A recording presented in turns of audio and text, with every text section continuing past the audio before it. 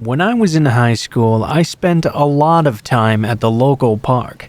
I always tried to find the most solitary spots so I could smoke some weed by myself.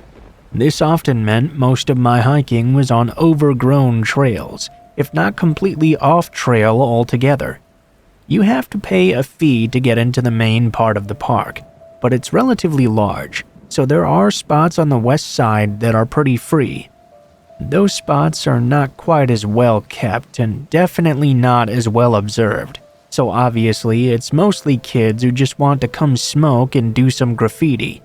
Of course, there are still some runners, people going fishing, people walking their dogs, mostly people who want to skip out on the $5 fee. One Sunday, I go to smoke at the park while my family is away attending church. At this spot, I had a solid trail that led into a very solitary part of the park that I very often frequented if I just wanted to smoke and not explore very much. When I pulled in this day, there were already a few cars there, but one of them stuck out to me like a sore thumb. It was a very extremely clean black car, parked right in front of the main trail. As soon as I get out of my car and start to approach the trail, a man who was probably in his late 30s or early 40s stepped out of that car. I kept my eye on him as I entered. He seemed to be keeping a very stern eye on me too. Once I took a few steps on the trail though, another man stopped me. Apparently, someone had just driven a car into the reservoir the day before, and the man asked me if I was coming to take a look at it. I said no, but I did see a small crowd of people at the cliff of the trail. I figured I could be less on guard, since everyone seemed to be over there gazing at that wreck. Maybe today I could smoke in peace. After the man I was speaking with walked away, I looked back to see if the man at the car was still watching me. I didn't see him anymore though. So, I went on that trail I frequent and hiked up to the solitary part of the park. I went a little bit off trail for even more privacy and sat down on a fallen tree to smoke. As I went to reach into my bag for my blunt though, I looked up, suddenly realizing that now just a few feet in front of me, the man who was at that car had spontaneously appeared. He was standing facing me and didn't seem fazed at all when he realized I saw he was there. My heart sank and my stomach turned. I listened to a lot of true crime, so immediately in my head I was thinking, don't act like a victim. Be very confrontational. I spoke up right away. Can I help you with something? He gave me a real sly grin. No, I'm just looking. Instead of my blunt, I grabbed my pepper spray and my phone to text my family and tell them where I was. I kept my eyes on him the whole time I did this. He didn't move a single inch though. He stood as still as a statue watching me. I send my text, put my phone up, and just watch him back, finger on the trigger of my pepper spray. Then he starts moving. I stand up. He doesn't get any closer, but he starts to circle around me just a few feet away. Remember that we're off trail, so as he moves around me, he gets harder to see as he hides behind all the shrubbery. I stay on my feet and try to make sure I'm facing him the whole time. He tucks his face away, so we can't make eye contact, but I know he knows I can see him. After he makes several full circles around me, he turns back to the trail and begins walking back to the main one. I'm afraid of losing sight of him, so I follow him from a small distance to keep an eye. He didn't even turn around to look back at me though. We finally get back to the busier part of the trail where I spot a woman walking her dogs. He goes off onto another path, and I go and tell her a man has been following me. When I look up to point where he is, he's disappeared. She tells me that's real scary. I tell her to be very careful and go to my car and leave. It was obviously a very creepy encounter and potentially a close call. Sometimes though, I feel there might be even more to it. This encounter took place 40 minutes away from Delphi, Indiana in September of 2016. A few months later, in February of 2017, 13 and 14-year-old Abigail Williams and Liberty German were murdered while hiking at their local park, and their murderer has never been found.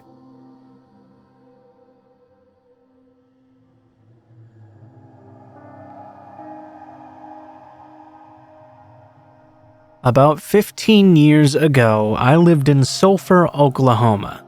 My playground? The Chickasaw National Recreation Area. I loved that park so much.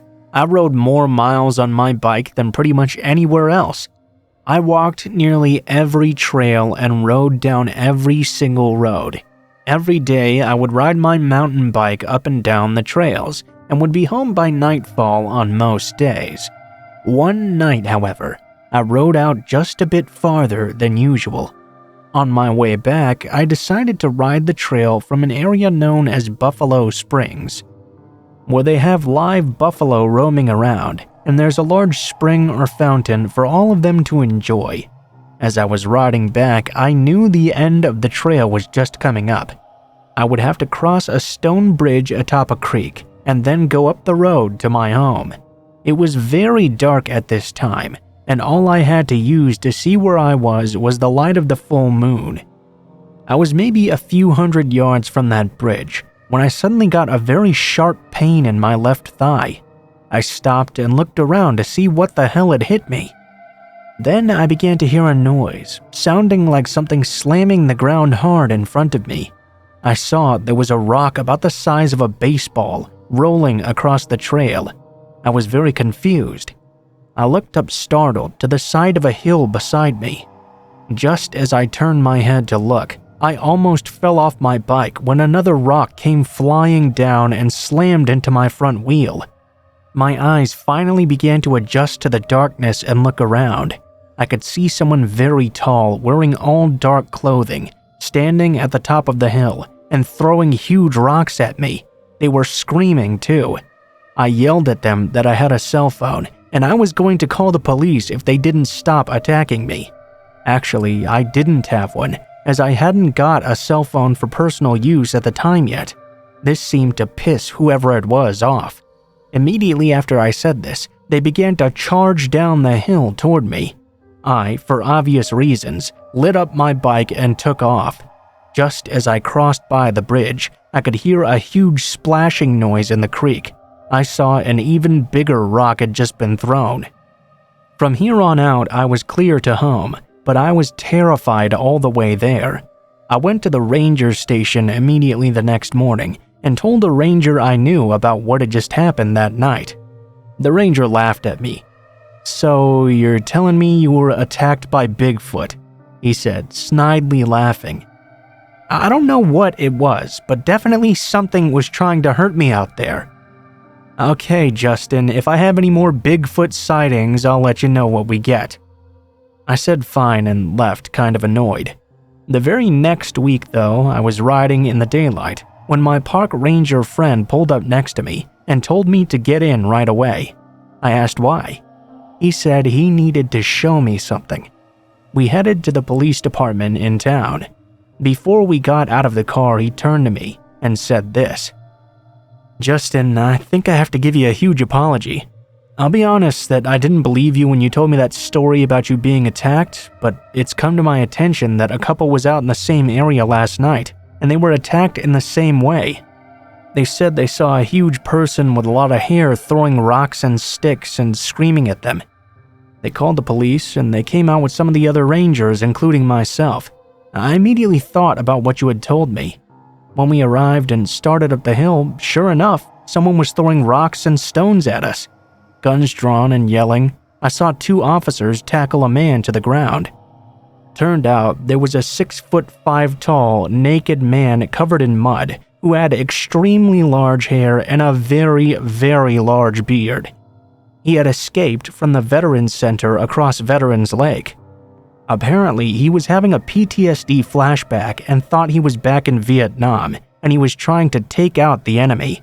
The park ranger said I was very lucky because that man was actually trying to kill me. We went inside so I could give the police my statement as to what had happened that night. They sent the man to a more secure facility someplace else. To this day, I still get the shivers when I hike that trail, and I always keep my eyes up on the ridgetop. I do feel really bad though for that man with PTSD and others with such mental illnesses as well. But even if I feel bad, it's not like I can just let him attack me and others. I'm sorry that he had to be put away like that.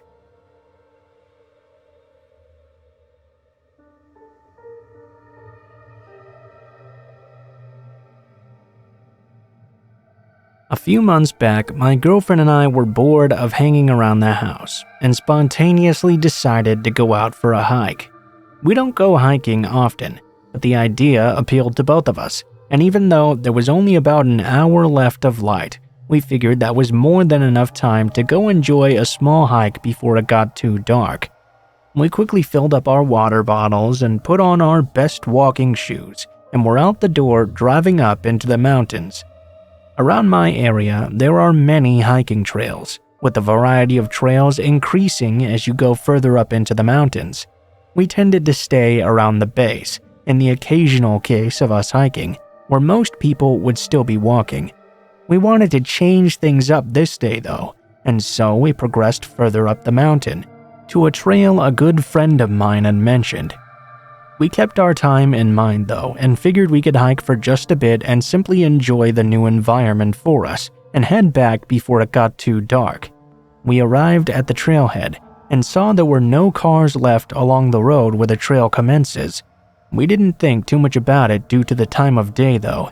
We still had a good 45 minutes until dark, so we decided it was best to get a move on. We started walking down a fairly steep hill, that then recoups the elevation at the bottom with an equally steep hill you have to ascend. We reach the top and then it's smooth sailing from there. We see a lone coyote off the trail a ways off, some rabbits, and I made a quip about how those rabbits might need to be careful with that coyote lurking around. She playfully punched me for that one. Approximately less than a mile into the trail, we see a large fallen tree that made a bridge over a dried riverbed. We decided to take a rest, climb around it, and take some pictures. We were there for about 10 minutes and then resumed hiking. We continue on the trail a short distance until she hears a rustle in the trees behind us. We stop mildly spooked due to the assumed size of whatever made that rustling. We continued on only briefly before she decided she was done and we needed to head back now. It was twilight now, so I agreed with her. We turned around and went to head back to the car. When we made it back to the fallen tree though, my shoe had become untied. I used the trunk to fix my laces and looked behind us for the first time on that entire hike. It was very uncharacteristic for me, but hey, I was having fun. Why be paranoid, you know? As I look back though, I suddenly see a person dressed entirely in black. Their hood was on, and they were a significant distance behind us, walking at a very slow, steady pace. It wasn't something entirely out of the ordinary. I mean, so what if they're wearing black with their hood on? I wear black most of the time and it's cold out. I shouldn't just make assumptions. This did trigger me to be more alert, however, and I informed my girlfriend of this mysterious person's presence. It was now past dusk. We continued on at an intentionally faster pace and went through a winding section of the trail. I lost sight of the person around the bend. When we came around the final bend of this winding section, I figured they must be far behind us and there was nothing to worry about. Sooner rather than later though, I noticed the person was right behind us again, this time much, much closer. Probably less than 50 feet in comparison to the more than 100 before. We had increased our speed, so this alarmed us greatly. We briskly walked around another bend, and as soon as we came around it, we started to book it. It seemed a very natural reaction on both of our parts, as we just started sprinting without a single word to initiate it. We were nearing the trailhead now, with only the hills to deal with. We stopped to catch our breath for a moment, and I turned around again. I see the person mid-sprint, seemingly stop in an instant upon noticing me looking back. It was as if they were trying to uphold the illusion of simply walking behind us. At this point, I shout go, and we sprint down that hill. What little light was left struggled to make its way through the dense trees surrounding us, and the steep hill proved challenging to run down without a clear path to be seen. We both stumbled down, almost falling multiple times and slamming our feet onto rocks and loose brush. Luckily, we didn't fall, and this time we didn't look behind us. We made it to the bottom, but must continue up the initial hill, and then we'll finally have made it out. We persevere up that steep incline and make it back to our car.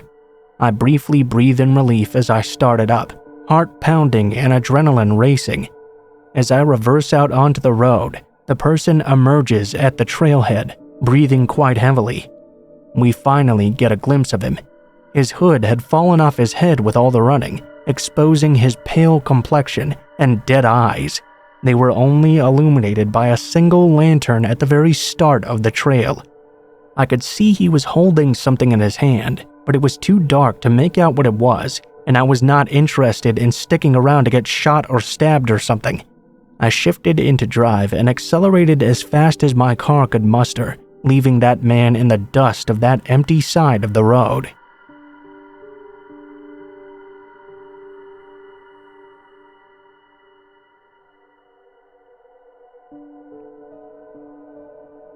This story didn't happen to me, but to a very close male friend of 7 years. I was hanging out with him and a couple of other friends, and we were talking about all of our creepy experiences. Here is the story from his perspective. A little bit of background. I was 16 years old when this happened, living in Amman City, the capital of Jordan in the Middle East. I was in high school at the time. I used to weigh 85 kilograms and was 192 centimeters tall. I was a calm but somewhat intimidating person, at least if I wanted to be. I never really messed with anyone though unless I was provoked first. I had just gotten off school this day and decided I wanted to go downtown because I was bored. I really didn't want to stay at home.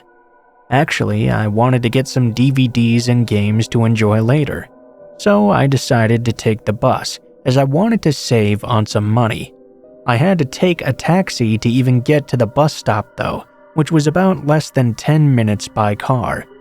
I stopped a coming taxi. Inside the vehicle appeared a light-skinned man with black, greasy hair, wearing a worn-out dark green shirt and an old pair of jeans. He looked to be between the ages of 30 to 34. He addressed me through the passenger window. "Hey there, where do you want to go?" "I need to go to the bus stop that takes me downtown. It's about 10 minutes away from here." "Oh, well, I can take you downtown if you'd like. I'm gonna pass by that area anyway, so I can drop you off there and you don't even have to pay me." At this point, a red flag should have gone off in my head, but I thought maybe this man just wanted to be kind. I really didn't want to go through the hassle of taking more than one vehicle, so I decided to hop into his car, and we would be on our merry way. Looking back on it now though, this was a big fucking mistake. Now, there are different ways to head downtown, and I only knew a couple of them. As the man was driving, he started to take different routes that I had never seen before. Since I wasn't familiar with them, no alarm bells were ringing yet. I assumed he must be taking a shortcut to get away from traffic or something. By this point though, 20 minutes had passed by, and I began to feel very uneasy. Usually, from the bus route I take, you only need 20 minutes to get downtown when there's little to no traffic, but I brushed it off once again. Then suddenly though, the man began to speak in his calm yet very suspicious tone. "Hey man, do you mind if I use your phone for a moment?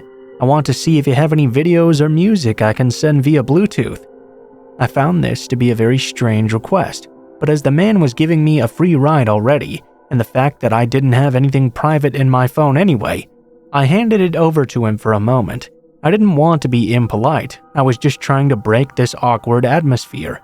He started to play with my phone for a bit, before proceeding to put it with his own under the empty space of the driver's door handle. Doubt began to circle in my mind. I felt very vulnerable suddenly without my phone. Despite my doubts though, all I could think to do was stare to the window outside. The feeling of dread and uneasiness only continued to grow. I was not able to tell where we were anymore. The man kept on driving. I started to see many empty roads, with only desert on both the right and left sides. The only things around were various old, worn-out, rusty shipping containers. It was getting very dark at this point. This is where things get even creepier. The man proceeded to pick up his own phone and began to speak to someone at the end of the line, shouting in a very angry voice, "I'm gonna fuck you up, you motherfucker. You better prepare yourself. I'm coming to beat your ass, you son of a bitch." As soon as the man ended the call, I knew something was absolutely wrong. Looking more closely at the phone he was holding, I was able to recognize the phone he had was the type that didn't have Bluetooth. Alarm bells started ringing very loudly in my head. That whole call had just come out of nowhere, and I could feel a bunch of dread. My fear was absolutely real. I asked him for my phone back, growing very nervous and impatient with each word escaping my mouth. He looked at me with this kind of funny look and said, "I just wanted to see what you've got on your phone, you know." By this point, I had enough. I sternly told him to give it back. The anger and fear was barely contained in my voice. He hesitantly obliged after muttering to himself for a while. I knew at this point I had to get out of this taxi. Feeling a rush of adrenaline, I decided to pretend I was talking to my parents and created a scenario where there was an emergency and I had to get back right now. I began telling the man that someone was waiting for me and needed me immediately. I told him to drop me off right here and right now. I was seeing an upcoming traffic light and then nothing from then on. I knew this was my only chance of escape. I was not sticking around any longer to know where this man was taking me to. God fucking knows where we even were already. As soon as the man stopped at the light, I spoke to him in my most intimidating voice and told him to open the passenger door. Luckily, there were also a couple of cars stopped right next to us. Thank God the man just responded with a menacing look and pressed the unlock button. I sprinted out of that car faster than you could even say, "Fuck this shit, I'm out." I went straight to a small run-out coffee break stop in the middle of nowhere as that taxi sped off at 100 miles per hour. I went outside and asked the server if downtown was close by. Completely out of breath and with sweat dripping from my forehead, the server looked at me with a confused and irritated face. "You know you're far out of the capital, right? Heading to the city of Zarka?" Shit, I thought. Holy shit. I proceeded to call my parents to come pick me up from this middle of nowhere. God knows I'm not taking the taxi to get back home after this, or anytime soon. Thinking about it after a while, it's clear the man had planned on kidnapping me from the start, trying to take away my phone so I wouldn't be able to call for help, and proceeding to pretend he was having a fight with someone on the phone to secretly message his buddies that he was close by with me.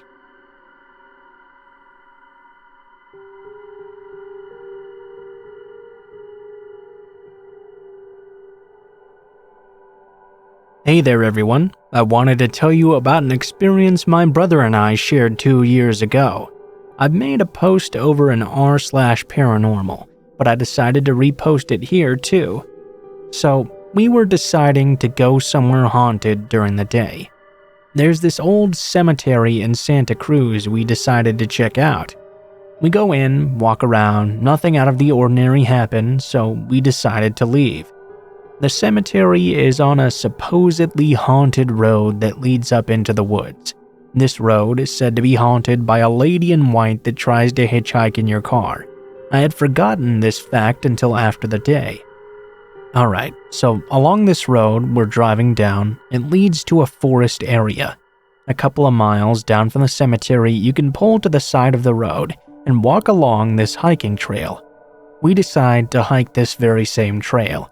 I'd completely forgotten the road was supposed to be haunted as well, so I wasn't even looking for anything paranormal at all.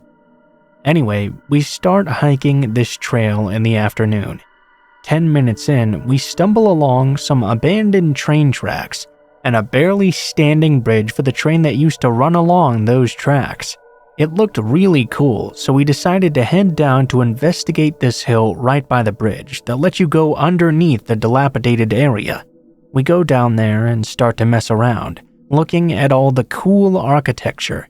After we had had our view, we started back up the little hill that led back to the trail. When we finally managed to get to the top, we were a little bit exhausted because the hill was kind of steep. You also had to use the trees around you as leverage to climb back up. We're standing around back on the trail when we both notice something out of the ordinary. We can both hear a voice, almost like a grown man's, shouting and screaming very angrily. When I say angry, I mean absolutely furious. The voice sounded like the rage of a man that wanted to murder someone. We quieted down. We could tell the voice was still very far away. It almost sounded like it was coming from the mountains around us, more than 500 feet away for sure. We both looked at each other. What the fuck is that? We stood around listening for 15 seconds. Next thing we know, the voice had suddenly come down the trail from what sounded like hundreds of feet away to being right down at the very end of it. The inhuman speed with which the voice came closer seemed so unnatural. I noticed it was now coming down the trail as well. I was thinking to myself, this voice sounded like it was from someone who was ready to kill. But the weird thing was, the voice was speaking in what I can only say was gibberish. I could not understand one single word it was saying. I instantly got this fight or flight feeling all in my body as the voice started getting very loud and moving closer to us at completely inhuman speeds. I told my brother to pick up some huge sticks with me to defend ourselves. Even though this voice had come out of nowhere and was moving down the trail at lightning speed, I still had the assumption it must be some kind of crazy person out in the mountains having an episode or something. We picked up those sticks and sprinted down the trail back to the car. Now, here's the weird part. As we're running away from this voice that's coming down the other end, I suddenly hear the voice come up right behind us in a single instant. It sounded like he must be no more than 10 feet away, chasing us back to the car. I turned around, even though I didn't want to see. I just had to know how close this psycho was to us. As I looked back though and heard the voice right behind me, I could see no one there. I told my brother to run faster because the voice right behind us was yelling in absolute rage, but I couldn't see anyone behind us. We started picking up speed, and the craziest thing in my entire life happened. The voice panned around us, almost like 360-degree audio. I could hear the voice yelling gibberish right into my ear. Then it started panning to my left through the trees just off the trail. Then it was right in front of us. Then it slid to the right, and then back behind us, all in just a matter of seconds. At this point, my brother and I were obviously very creeped out and ran the rest of the way back to the car. The voice followed us all the way back. I remember hearing it panning around us, reverberating all through the woods, and I started praying to Jesus Christ to help me come out of this alive. After we made it around halfway down the trail to my car, the voice just suddenly disappeared. I remember slowing down, completely exhausted, and we started talking about what we'd just heard. I asked my brother if he'd also heard it panning around us in circles, and he said he'd heard the same thing. At that point, I knew I was not hallucinating or imagining things. I asked my brother if he'd heard it as gibberish as well. He said he'd heard the same thing. We finally got into the car and drove the hell out of there in a heartbeat. I remember the car ride was silent for about 5 minutes as we sat there thinking about what just happened. That's when I remembered. The whole road was supposed to be haunted, not just the cemetery. I had been down that very same trail alone a few months before this experience, and nothing weird happened to me then. This was one of the most unexplainable things I ever experienced in my entire life. To this day, I've never been back down that trail, and I never plan on going back either. Everything I've written down is the absolute truth. I haven't altered a single thing. The Santa Cruz area and mountains are known for cults and dark magic being performed in them, I guess. If you have any questions about our experience, feel free to ask.